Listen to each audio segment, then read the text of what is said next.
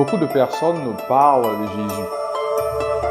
Beaucoup de personnes, n'est-ce pas, ont sans cesse lu des livres qui relatent le personnage de Jésus.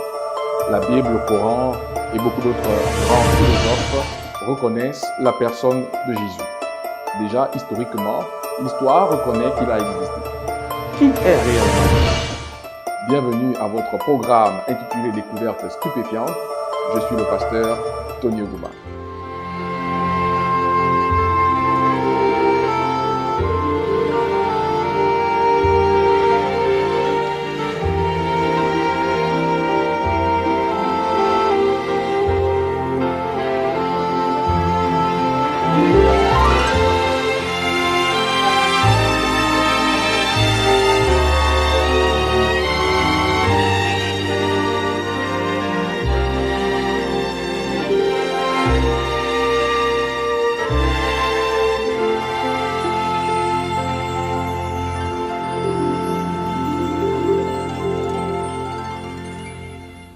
Le thème d'aujourd'hui est simple. Qui est Jésus? Beaucoup de personnes intellectuelles ont des informations concernant le personnage de Jésus-Christ. Des savants, des philosophes, des scientifiques, beaucoup de personnes ont des informations concernant la personne de Jésus. Qui est réellement Jésus? Qui est ce Jésus de Nazareth?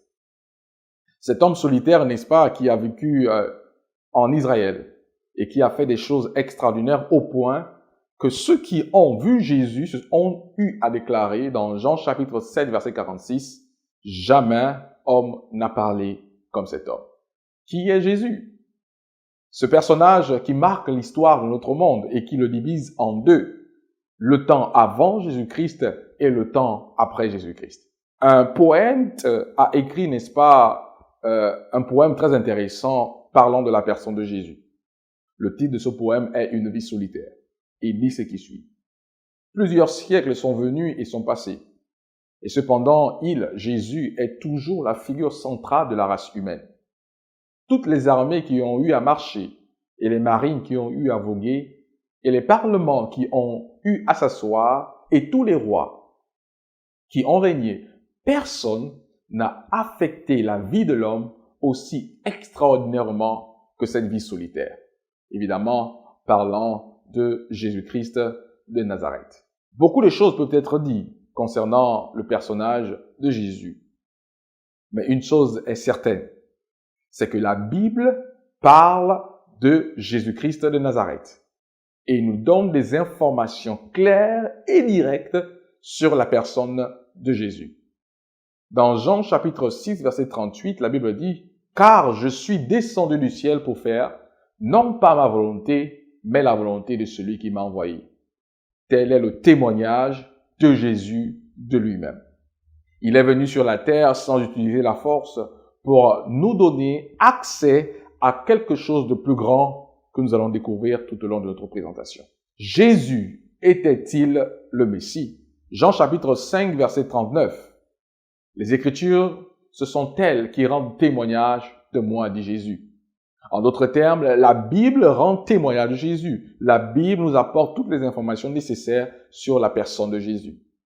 Dans l'Ancien Testament, on peut comprendre aisément, plus précisément dans le livre de Genèse, que Adam et Ève, ayant été créés par Dieu, ont été mis dans un jardin, le jardin d'Éden. Mais malheureusement, à cause de leur désobéissance, le péché va entrer dans le monde.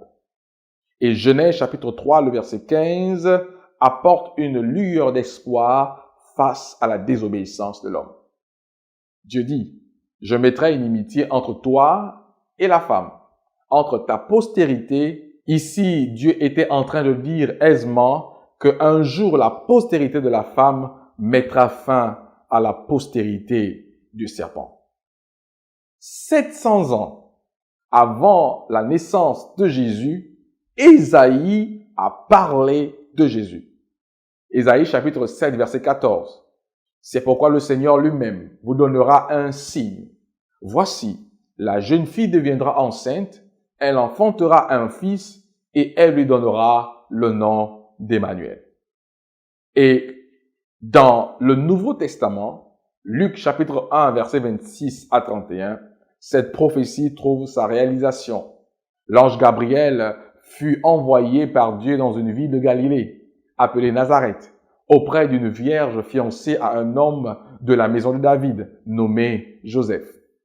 Le nom de la vierge était Marie. L'ange lui dit, « Tu deviendras enceinte et tu enfanteras un fils et tu lui donneras le nom de Jésus. » Michée aussi dans l'Ancien Testament a révélé le lieu de la naissance de Jésus.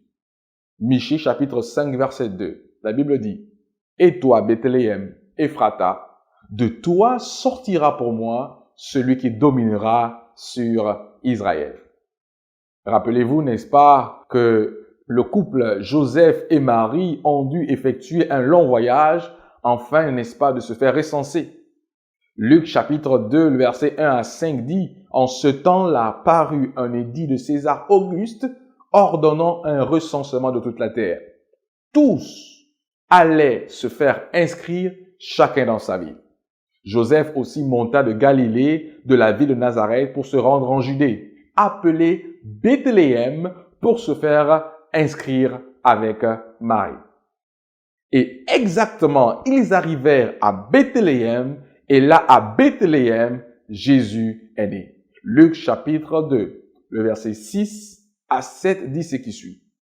Pendant qu'ils étaient là, le temps où Marie devait accoucher arriva, et elle enfanta son fils premier-né.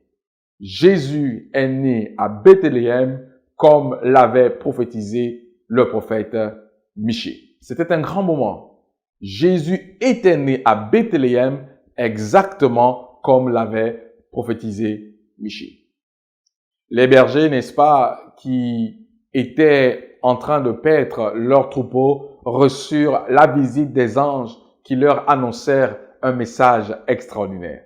Luc chapitre 2, le verset 11. C'est qu'aujourd'hui, dans la ville de David, il vous est né un sauveur qui est le Christ, le Seigneur. L'ange qualifie Jésus comme étant le sauveur, Christ, le Seigneur.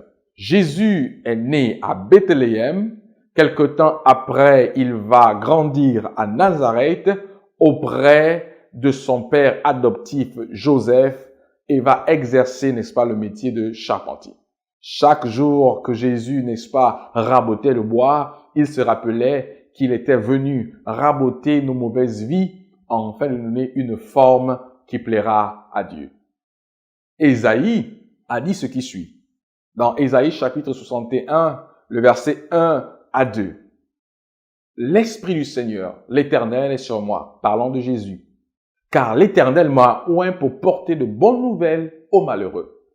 Il m'a envoyé pour guérir ceux qui ont le cœur brisé, pour proclamer aux captifs la liberté et aux prisonniers la délivrance.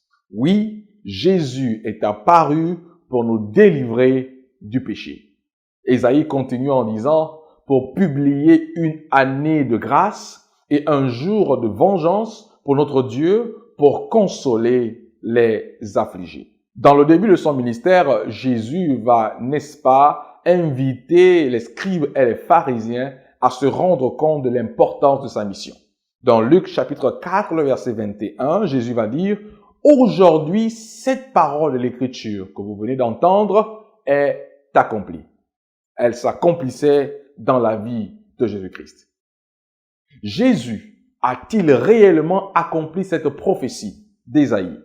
Dans Luc chapitre 6, le verset 19, la Bible nous dit, « Et toute la foule cherchait à le toucher parce qu'une force sortait de lui et les guérissait tous. » Oui, Jésus était capable de toucher les aveugles et de leur accorder la guérison, le retour, n'est-ce pas, à la vue. Jésus était capable de ressusciter les morts et de dire à Lazare, « Sors !» et Lazare revient à la vie. Jésus était également capable de pardonner les péchés, y compris les péchés de la femme adultère.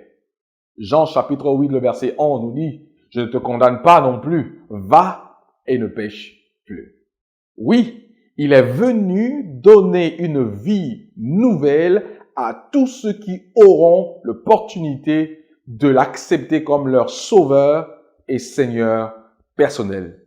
Il est loin de Dieu.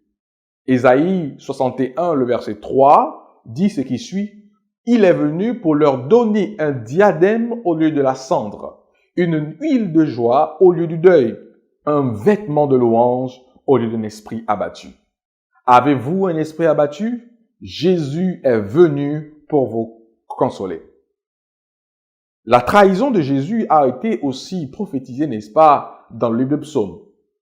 Dans le psaume 41, le verset 9, la Bible dit « Celui-même avec qui j'étais en paix, qui avait ma confiance et qui mangeait mon pain, lève le talon contre moi. » Matthieu relate aisément la trahison de Jésus dans son évangile. Jean chapitre 18, verset 4 à 7, nous parle également de ce que Matthieu a eu à relater. Jean 18, verset 4 à 7. « Qui cherchez-vous » dit Jésus. Ils répondirent « Jésus de Nazareth. » Matthieu 26, verset 49 à 50. « Salut Rabbi » dit Judas, et il le baisa. Alors ces gens s'avancèrent, mirent la main sur Jésus et le saisirent. Cela avait été prophétisé, y compris le montant qui devait être utilisé pour trahir Jésus. Zacharie, longtemps avant, a parlé de cela dans Zacharie chapitre 11, le verset 12 et le verset 13. Et ils pesèrent pour mon salaire 30 cycles d'argent. Je pris les 30 cycles d'argent et je les jetai dans la maison de l'Éternel pour le potier. Matthieu chapitre 26, verset 14 à 15 nous rapporte exactement l'accomplissement de cette prophétie, montrant que Jésus est le Messie de l'humanité. Matthieu 26, 14 à 15, la Bible dit « Alors l'un des 12, appelé Judas Iscariote, alla vers les principaux sacrificateurs et dit « Que voulez-vous me donner et je vous le livrerai. » Et ils payèrent 30 pièces d'argent à Judas pour trahir Jésus. Malheureusement, quelque temps après, Judas va se donner la mort par la pendaison et va laisser l'argent pour lequel il avait eu le courage de trahir Jésus. Matthieu 27, versets 5 à 7 dit « Judas jeta les pièces d'argent dans le temple, se retira et alla se pendre. Les principaux sacrificateurs les ramassèrent et dirent « Il n'est pas permis de les mettre dans le trésor sacré, puisque c'est le prix du sang. » Et après en avoir délibéré, ils achetèrent avec cet argent le champ du potier. Exactement comme Zacharie l'avait prophétisé longtemps bien avant. Ésaïe aussi a dit quelque chose concernant Jésus-Christ. Ésaïe, le chapitre 50, le verset 6. « J'ai livré mon dos à ceux qui me frappaient et mes joues à ceux qui m'arrachaient la barbe. Je n'ai pas dérobé mon visage aux ignominies et aux crachats. » Jésus a été flagellé, il a été frappé, il a été maltraité par ceux qui l'aimaient. Matthieu 26, verset 67 dit, là-dessus, ils lui crachèrent au visage et lui donnèrent des coups de poing et des soufflets. Exactement comme Jésus l'avait dit. Le psalmiste l'avait déjà prédit dans le psaume 22, le verset 16. Ils ont percé mes mains et mes pieds. Au calvaire, les mains et les pieds de Jésus ont été percés. Jean chapitre 20, le verset 25. Si je ne vois dans ses mains la marque des clous et si je ne mets mon doigt dans la marque des clous, je ne croirai pas, pouvait s'exclamer un des apôtres de Jésus après sa résurrection. Sa main et ses pieds ont été percés par des clous. Son sang a coulé pour que vous et moi, nous puissions avoir la vie éternelle. Psaume 22, verset 18, nous parle même de ce qui a été fait des vêtements de Jésus. La Bible dit, il se partage mes vêtements et il tire au sort ma tunique. Longtemps avant, David avait déjà vu cela. Jean chapitre 19, le verset 23 et le verset 24, la Bible relate exactement les faits présenté par David.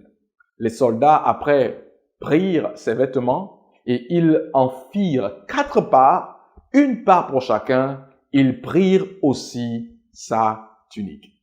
Ils dirent entre eux, ne déchirons pas, mais tirons au sort à qui elle sera. Oui, Jésus est réellement le Messie. Il fut suspendu sur la croix. Psaume 22, verset 1, nous dit exactement, longtemps avant, quels seront les mots de Jésus lorsqu'il sera à la croix du Calvaire.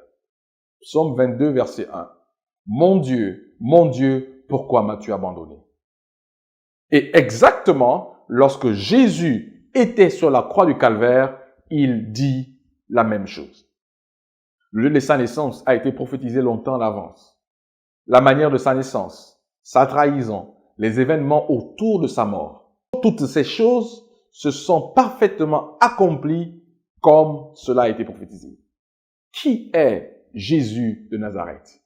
Quel que soit le livre que vous lisez, quel que soit ce que vous écoutez, la Bible répond de manière claire à la question que je viens de poser.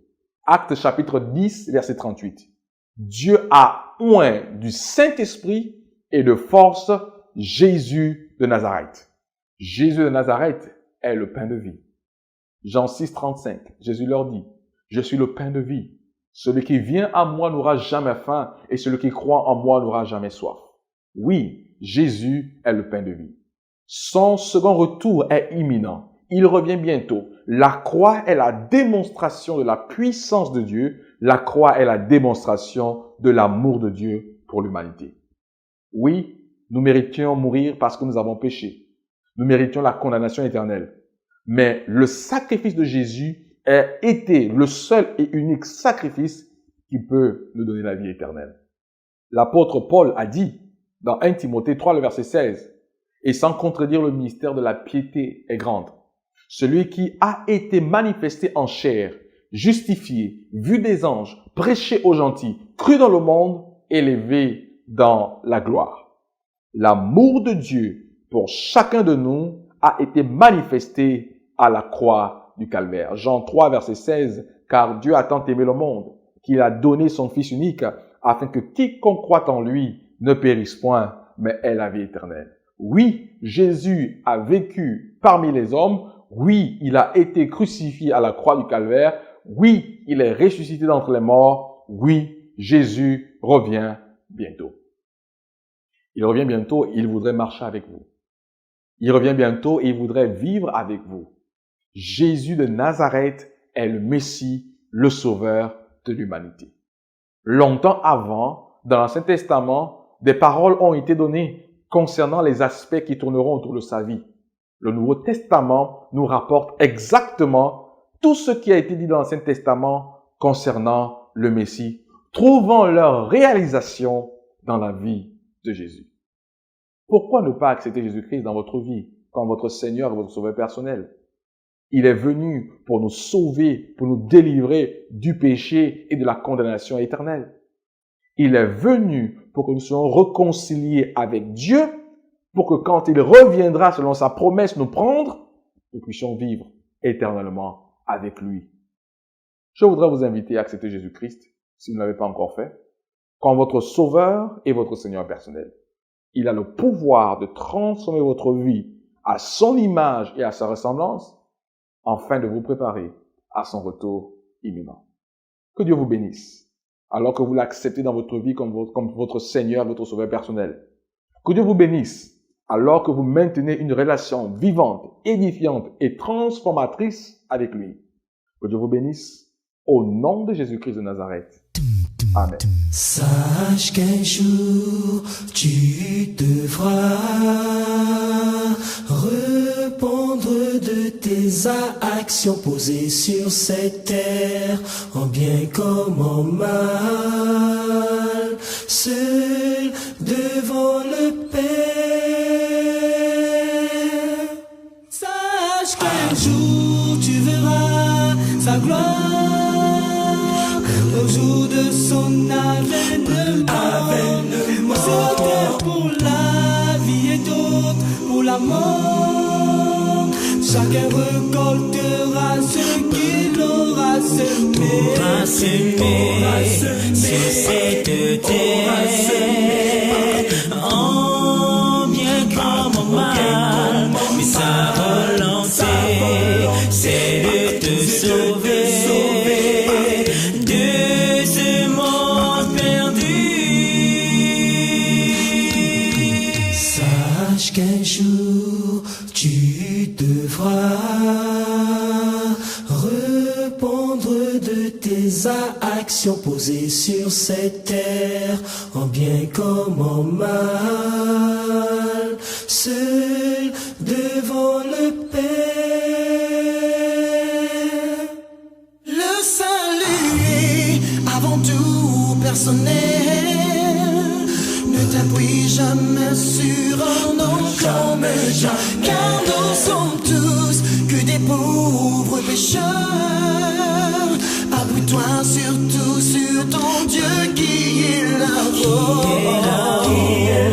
Et sur toi veille, car il veut te sauver. Il suffit juste que tu te détournes de tes mauvaises voies. Sache qu'un jour